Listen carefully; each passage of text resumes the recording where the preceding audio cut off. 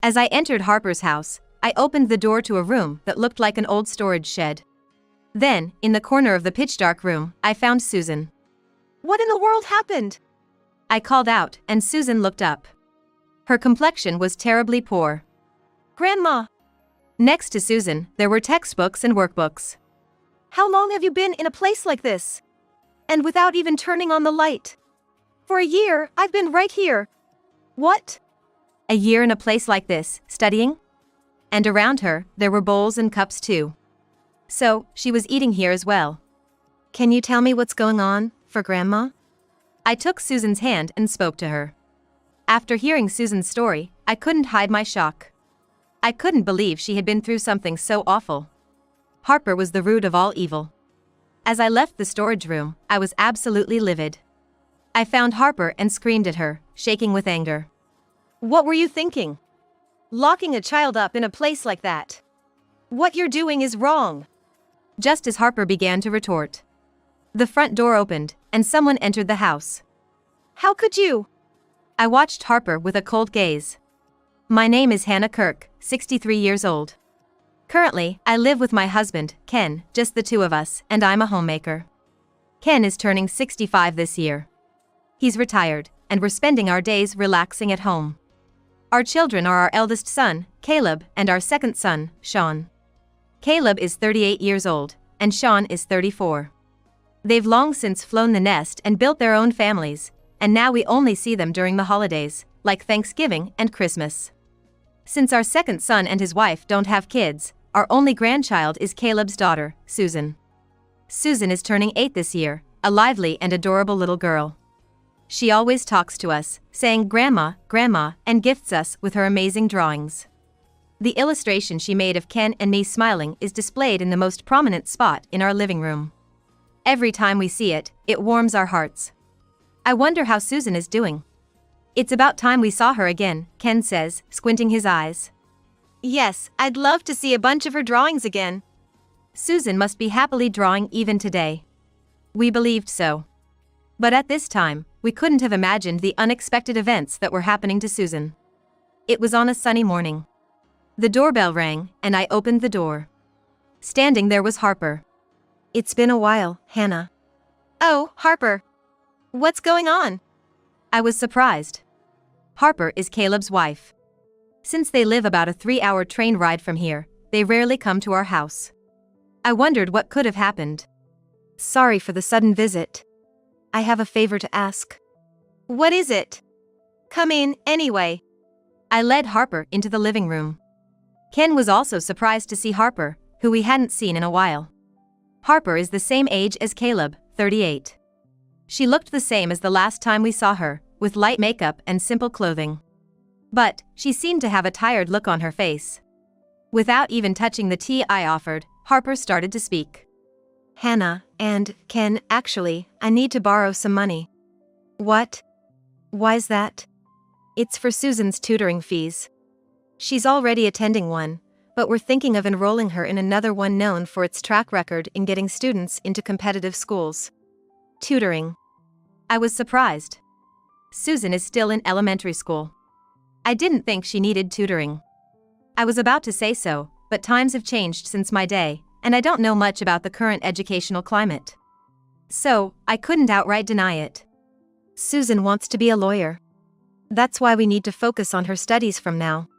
This is the first I've heard of it. Susan was supposed to be a child who loved drawing. I thought she said she wanted to do something with her drawing skills before. I tilted my head in confusion. Then, Harper's eyes widened with intensity. How can you say that? There's no way that's true. Susan is going to be a lawyer, no matter what anyone says.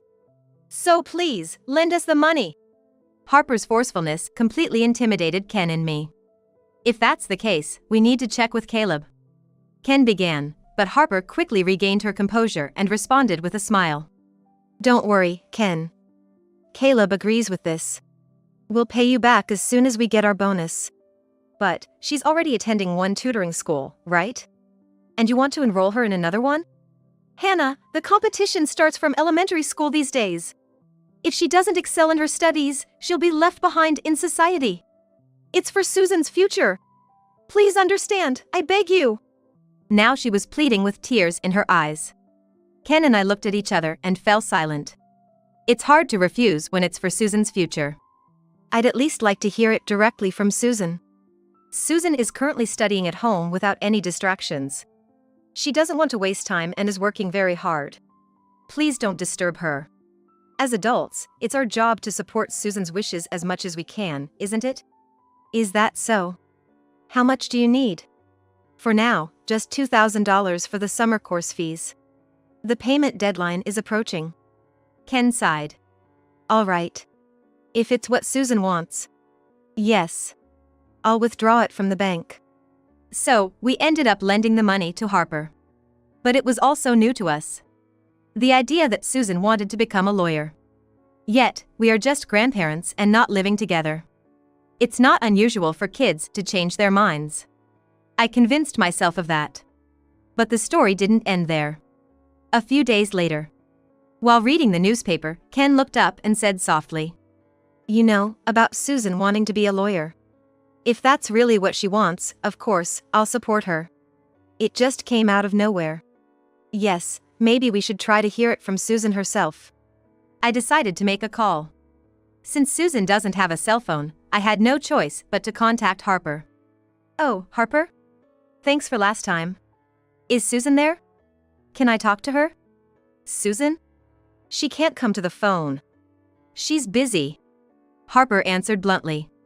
Just for a little while, I insisted. Then Harper started yelling suddenly. Just a little while. What if she misses solving a problem in that time? The entrance test for that tutoring school we talked about is coming up.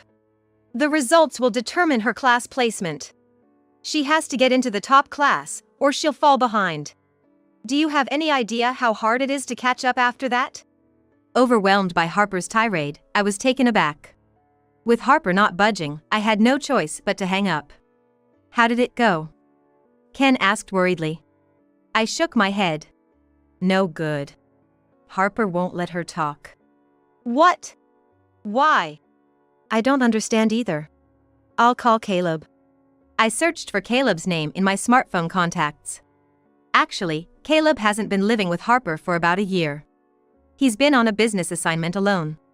Thankfully, he's been well regarded by his company, and he mentioned last year with pride that a promotion was promised once he returned from this assignment. I didn't want to drag him into this if I could avoid it, but at this point, I had no choice. Caleb picked up the phone right away. Hello? Oh, it's you, Mom. Sorry to bother you when you're busy. It's about Susan. I briefly explained the exchange I had with Harper. Caleb was surprised. What? Susan wants to be a lawyer? That's news to me. It seemed Caleb was hearing this for the first time too. He also wasn't aware that Harper had become so enthusiastic about education. Being away from home for a year, that's not surprising.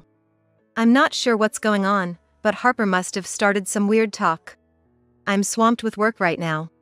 It'll be a while before I can come home, but I'll try to talk to them directly next time.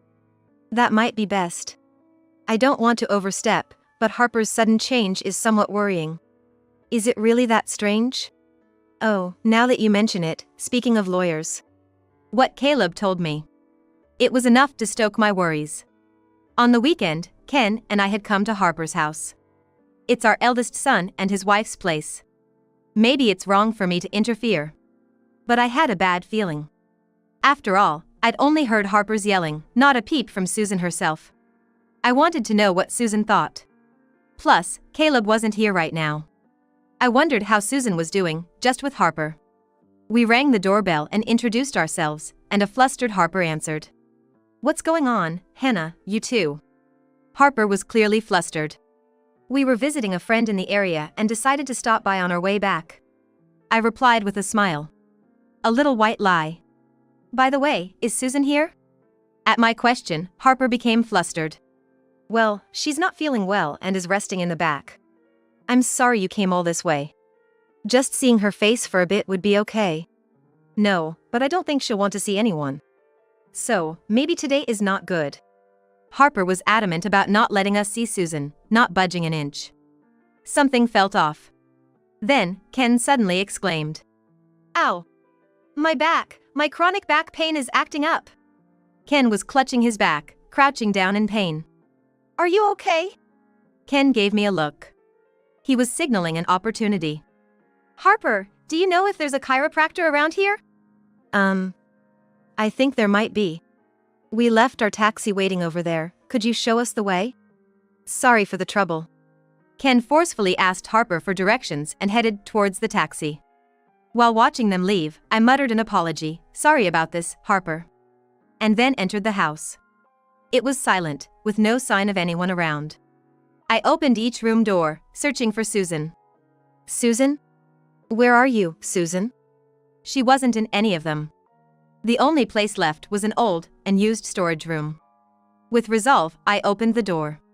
There, in the dark room, was Susan. What in the world happened? When I spoke, Susan looked up. Seeing Susan's face after so long, she seemed to have a terribly pale complexion. Textbooks and workbooks were cramped together nearby.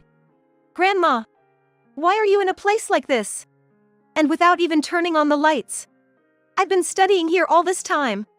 They said it costs too much to use electricity, so I've been solving problems using a flashlight. Susan spoke weakly. Since when? For a year, I've been here all this time. What? Studying in a place like this for a year? And there were bowls and cups around. Was she eating here too? Can you tell Grandma what's going on? I took Susan's hand and spoke to her. But...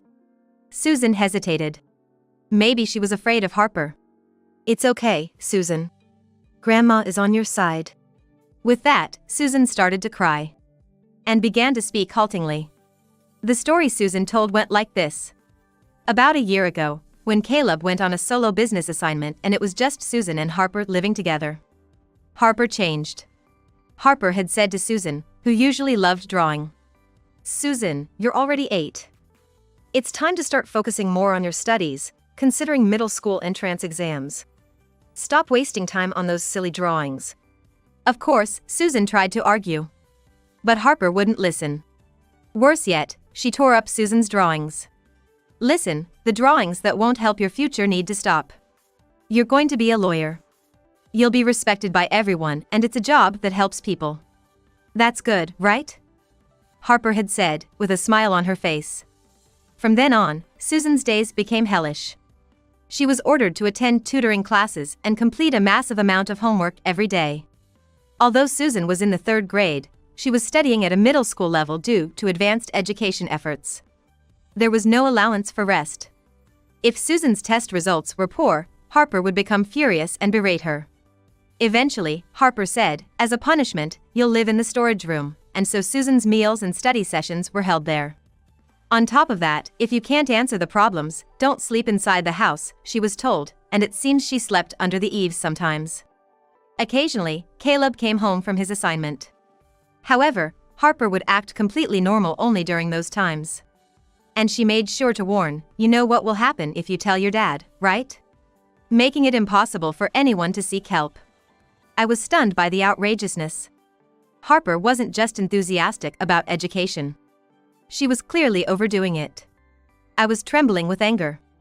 Harper said it was for Susan's future, but this couldn't possibly be for Susan's benefit. I was drawing this secretly because Mom would get mad if she found out. Susan showed me a piece of paper. It had a colorful drawing on it. A bright drawing that made anyone looking at it feel happy.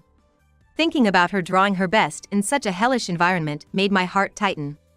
Susan didn't want to be a lawyer. It was just Harper saying so on her own. What was she thinking, forcing Susan to do this and lying to us? I looked into Susan's eyes and spoke. I understand the situation. Thank you for telling me. For now, let's go to our house. Staying in this house isn't good. The more I heard, the more convinced I became. Harper was not in a state to accept persuasion calmly. First and foremost, we needed to get Susan out of this house. Then, the area near the entrance became noisy. Harper and Ken must have returned. Susan, wait here for a bit. I told Susan and left the storage room. I had to confront Harper clearly now. Seeing me coming out of the room, Harper exclaimed. Hannah! How dare you enter rooms without permission? Did Ken lie about his back pain, and both of you deceive me? Looking behind Harper, Ken was now standing up straight. Sorry about that. But you lied too, didn't you? Saying Susan wants to be a lawyer, that's a blatant lie. Locking a child up like that. What were you thinking? My words made Harper respond with a look of anger. I haven't lied. Susan is going to be a lawyer. That's been decided. Ken was completely taken aback by Harper's ugly yelling. The reason she was so obsessed with the lawyer thing. There was an answer in the story I heard from Caleb. It's not Susan. It was you who wanted to become a lawyer, wasn't it? Harper was at a loss for words, hit right on the mark. According to Caleb, Harper once aspired to be a lawyer. But she failed the exam. Defeated, she became an office worker. After marrying Caleb and giving birth to Susan, perhaps she remembered her old dream. It seemed she tried to impose her own wishes on her child. After marrying Caleb and giving birth to Susan, perhaps she remembered her old dream. It seemed she tried to impose her own wishes on her child. I said clearly, as if to admonish. Children are not tools to fulfill your dreams. Sure, studying is important, but not to the extent of forcing them so much. You're trapped in your past self, not seeing Susan as she is now. You're being noisy. What do you know? Becoming a lawyer means a secure future. It's for Susan's sake. Harper's continued yelling was now just pitiable. Then, the front door opened. The person who entered the living room was Caleb. Caleb, why? Harper was confused. Caleb, in his suit, was out of breath. It seems he rushed back from his assignment. I got a call from Mom, got worried, and came back early. Never thought it'd be something like this. Ignoring me, Harper desperately tried to appeal to Caleb. It's a misunderstanding. I just wanted to support Susan's dreams. Caleb, unfazed by Harper's words, firmly said. I heard from Mom. You came to borrow money to enroll Susan in an expensive tutoring school? And you even lied that I was on board with it. Caleb reproached Harper, who momentarily looked guilty. But she quickly regained her composure and began to speak. This is for her future investment, not just some debt. Harper mumbled her excuses. At that moment, Caleb picked up a document from the desk. This tutoring school? It was an application form for the tutoring school. Nearby, a brochure boasted phrases like dramatic improvement in grades and success in entering competitive schools. Despite already attending a tutoring school, Harper was planning to enroll her in another one. A glance around revealed various books on child education methods scattered about, including an application form for a dubious seminar titled How to Make Your Child a Genius. Surely it was expensive. The amount of money being spent was chilling. Caleb, seeing the application form, was shocked. It's this expensive. What are you thinking? But, until now, I've been managing with the savings from my single days. It's just that recently it wasn't enough, so I asked your parents for support. Harper quickly made an excuse. She didn't think she was in the wrong at all. Caleb sighed deeply, seemingly deciding to ignore Harper. Turning back to me, he said tiredly. There's no point in talking to Harper anymore. Where's Susan? She's in a storage room in the back. She was isolated there, supposedly as punishment for not doing well in her studies. She even has her meals there, and I heard she sleeps under the eaves. I can't bear to leave Susan here. Hearing this, Caleb exploded. What? That's unbelievable. Then Susan came out of the room. Dad. She had lost weight, and dark circles were under her eyes. Seeing this, Caleb hugged Susan. I'm sorry, Susan. I didn't realize. I'm so sorry. And then, glaring at Harper, Caleb said, I can't leave Susan here any longer. I'm taking her with me. Yes, that's best. You can't just decide that. Harper protested, but Caleb shouted back. I can't trust you anymore. Reflect on what you've done by yourself for a while. Harper flinched, falling silent. Leaving Harper standing there, Caleb, Susan, and I left the house. We started walking towards the station. Caleb was still handling calls from work on the way. He seemed extremely busy. After finishing his call, Caleb asked us a favor. Sorry, Mom. Work is just too hectic right now. Can you take care of Susan for a while? I'll figure something out once things settle down. Of course. We'll take good care of Susan, so don't worry. Are you okay, Susan? I turned to Susan. Yeah, I'm okay. Susan looked a bit anxious. Maybe Harper's influence was still affecting her. I squeezed her hand to offer some comfort. By the time we got to my parents' house, it had gotten completely dark. Susan finished her dinner and fell asleep right away. She must have been forced to do too much lately. She seemed so worn out. Poor thing. To force such a child to do all this. I couldn't help but tear up looking at Susan's sleeping face. I never imagined it would come to this. Ken also sighed deeply. Caleb left Susan in our care and went back to his assignment. He said he would try to persuade Harper, but I wondered if he could really do it. My worries were spot on. A week later, I received a call from Caleb. He had been trying to get in touch with Harper in between his busy work schedule. He repeatedly tried to convince Harper how foolish she had been and urged her to change her ways. However, Harper showed no signs of remorse. Instead, she kept saying things like, "Where did you take Susan?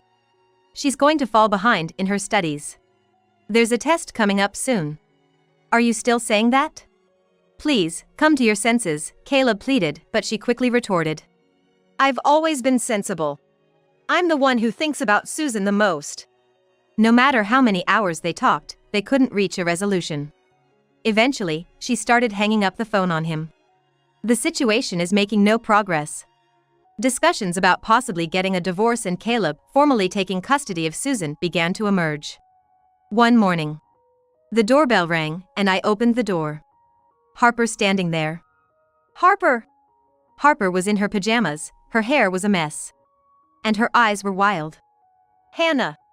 Susan is here, right? Give her back to me. Harper barged in, frantically searching for Susan. What's going on? Ken was surprised by the sudden visit. Ignoring Ken, Harper rushed upstairs. Susan! Susan! I hurried after Harper, and she finally opened the door to Susan's room. Mom! Susan exclaimed in surprise upon seeing Harper. Let's go home, Susan. There's an exam coming up soon, you need to solve these problems.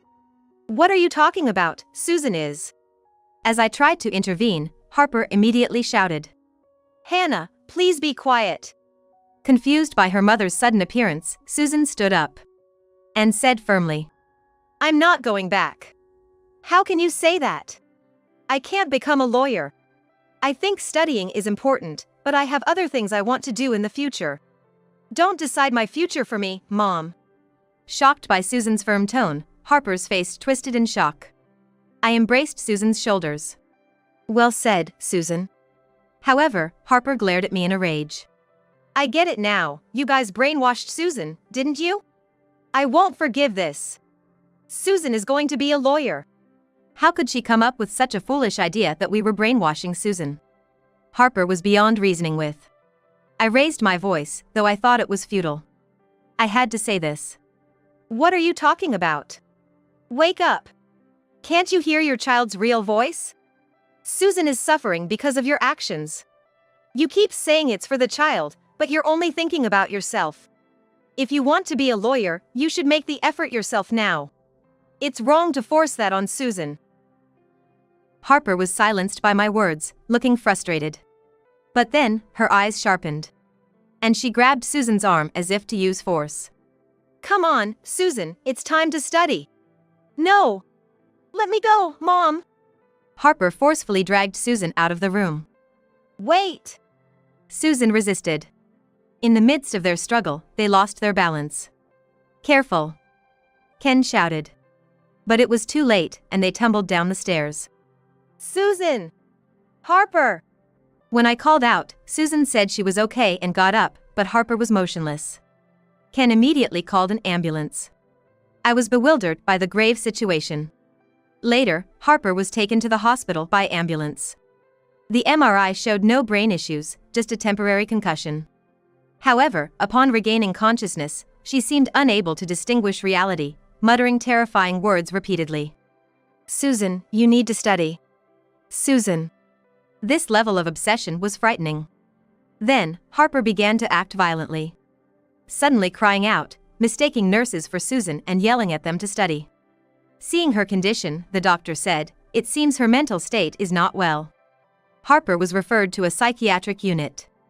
Due to her violent outbursts and screaming, it was recommended she be hospitalized for a while. I had sensed something was off, but it seems there was indeed a problem with her mind. After admitting Harper, we contacted her parents. We asked them to come to the hospital and explained Harper's recent behavior. Her parents were pale, likely never imagining their daughter could end up like this. They promised to take good care of Harper from now on. Time passed, and Caleb told Harper he wanted a divorce. Naturally, Harper refused. However, Caleb filed for divorce, and it was eventually granted. Custody of Susan was awarded to Caleb. Later, Harper's parents called us, and we visited the hospital again. "We are so sorry for the trouble caused by her." In the hospital's lounge, Harper's mother showed her regret and handed us an envelope. "This is the money she borrowed from you for Susan's tutoring fees. She's gone for too much." It was the $2,000 we lent for Susan's tutoring. Harper's parents had covered it. I looked at them intently. They should be in their 60s, the same as us, but they looked much older. Probably aged by the ordeal. "Thank you for coming. How is Harper?" I asked casually. "Well, she's not doing well. Yelling at anyone to study or screaming you're going to be a lawyer. She'll have to stay here a bit longer." Harper's mother sighed. It turns out, Harper's parents had always told her to study hard and aim for a respectable profession since she was young.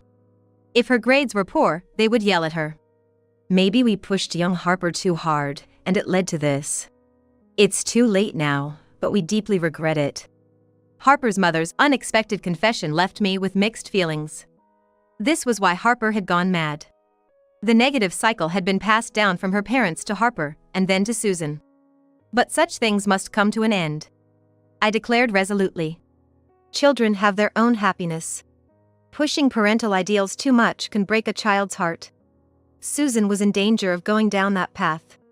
"From now on, Caleb and we will take responsibility and raise Susan in a nurturing environment." Upon hearing this, Harper's mother was in tears. Maybe she regretted how she treated young Harper. We hoped for a life where Harper, though broken, could be supported moving forward. We left the hospital with these thoughts. Afterward, Susan and Caleb began living with us. Caleb had requested a transfer. He managed to work at a branch close to our home by speaking with his boss. I worried this might affect his promotion, but Caleb reassured it was fine. "It's okay. I've been too focused on work and overlooked the discomfort between Harper and Susan. I regret that. Now, I want to pay more attention to Susan," he said with a smile. Luckily, Caleb's understanding boss allowed him to earn his promotion through merit. We were relieved. Susan had regained her brightness since then. Moving here meant she could no longer attend her old school, and I was concerned about her transferring. But Susan said it was better to transfer. At her previous home, study was prioritized over playtime with friends. It led her to become isolated. The transfer allowed her to regain her brightness, and she made many new friends. Now, she's sharing her favorite illustrations with everyone. And dreams of becoming an illustrator. Seeing Susan return to her old self filled me with joy. The future of a child can sometimes be a source of worry. Adults tend to lay tracks too much for them. But that can become mere imposition of ideals if not careful. We can only keep it in mind and quietly watch their growth. The most important thing is Susan's smile. We continue to hope for Susan to grow up healthy and happy.